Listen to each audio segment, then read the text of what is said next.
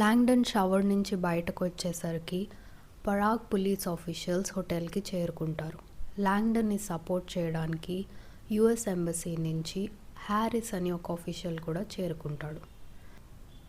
లాంగ్డన్ని interrogate చేస్తూ Parag police official హోటల్ని ఎందుకు evacuate చేయించావని అడుగుతాడు. లాంగ్డన్ అపాలజైజ్ చేస్తూ నా వల్ల మిస్టేక్ జరిగింది, నేనేదో చూసి తప్పుగా అనుకున్నాను అని అంటాడు. నీకు బ్లాస్ట్ గురించి ఏం తెలుసు అని పోలీస్ ఆఫీసర్ అడుగుతాడు. బ్లాస్ట్ ఏంటి, బ్లాస్ట్ ఏం జరగలేదుగా అంటాడు లాంగ్డన్.